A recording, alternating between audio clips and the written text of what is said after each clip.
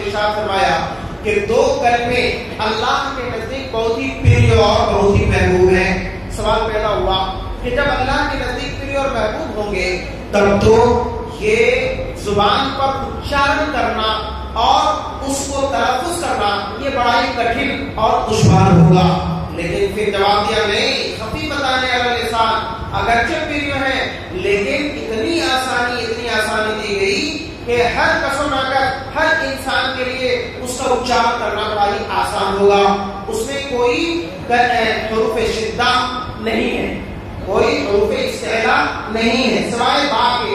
با یہ کیا نام ہے وہ آتا ہے، لیکن باقیہ جتنی بھی اس میں الفاظ اور حروف ہیں وہ حروف شدہ میں سے نہیں، حروف استعلا میں سے نہیں ہے. اور حروف شدہ حروف استعلا اس کا تلفظ کرنا تو ذرا مشکل ہوتا ہے اور کٹھن ہوتا ہے. اس کے بعد پھر سوال ہوا کہ اچھا جب ہر کس و ناکس کے لیے اس کا اچارن کرنا تلفظ کرنا آسان ہے تو پھر یہ تو معمولی چیز ہوگی ہے نا. کیوں؟ اس لیے کہ جتنی مشقت ہوتی ہے اتنا ثواب زیادہ ملتا ہے. ثواب اگر زیادہ ہوگا تو اس کا کام اس کو کرنا یہ ذرا سا مشکل ہوتا ہے، لیکن اگر کرنا آسان ہو تو ثواب کم ہوگا. لیکن جواب دے رہے ہیں ثقیلتان فی المیزان، یہ خصوصیت ہے کہ اگرچہ یہ بڑا ہی آسان ہے لیکن نتیجے کے اعتبار سے وہ بہت ہی کیا ہے بہتر ہے. ثقیلتان فی المیزان، جب کوئی انسان پڑھے گا اور ورد کرے گا ان کلمات کا تو کل قیامت کے دن نام اعمال میں جب تولے جائیں گے تو یہ بھاری پڑ جائیں گے. ثقیلتان فی المیزان، یہ میزان عمل میں یہ بھاری ہوں گے اور ثقیل ہوں گے.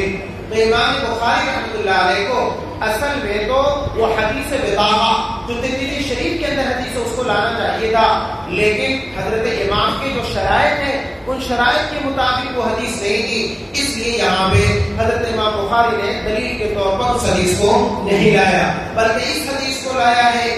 اور دوسری طرف اشارہ کرنے کے لیے کہ دیکھو آپ حضرات کی حدیث میں پڑھا ہوگا کہ جب کوئی انسان مجلس میں بیٹھتا ہے، جب کوئی کام کرتا ہے اور مجلس کا جب خاتمہ ہوتا ہے تو اس وقت انسان کو کلمات تسبیح پڑھنی چاہیے. تسبیح کے جب کلمات پڑھتا ہے تو اس کے ذریعے سے اس مجلس میں بیٹھ کر کے جو غلطیاں صادر ہوئی ہیں وہ سب کے سب معاف ہو جاتی ہیں. اسی لیے فضائل اعمال جب ہم پڑھتے ہیں یا اور جب حدیث پڑھائی جاتی ہے یا اور بھی کوئی مجلس بیٹھتی ہے تو ہم اختتام پر کیا پڑھتے ہیں؟ ہم اختتام پر ہم کلمات تسبیح پڑھتے ہیں. اس کی طرف اشارہ کرنے کے لیے حضرت امام بخاری رحمۃ اللہ علیہ نے اپنی کتاب کے اخیر میں اس حدیث کو بھی لایا کہ دیکھو اب ہم نے یہ پوری کتاب پڑھی اور پڑھائی، نہ جانے اس کے پڑھنے اور پڑھانے میں ہم سے غلطیاں ہوئی ہوں گی.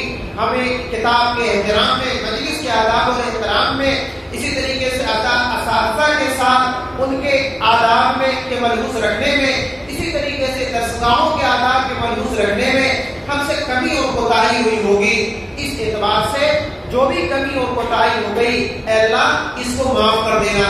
جب ہم اس کو پڑھ لیں گے تو اللہ تبارک و تعالیٰ پورے سال کے اندر جو کمی اور کوتاہی رہی اللہ رب العزت اپنے فضل سے سب معاف فرمائیں گے. اس کی طرف اشارہ کرنے کے لیے حضرت امام بخاری نے اس حدیث کو اخیر میں لایا.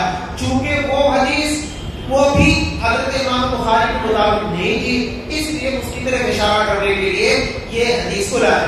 سبحان اللہ و بحمدہ سبحان اللہ العظیم. پڑھے سب کوئی سبحان اللہ.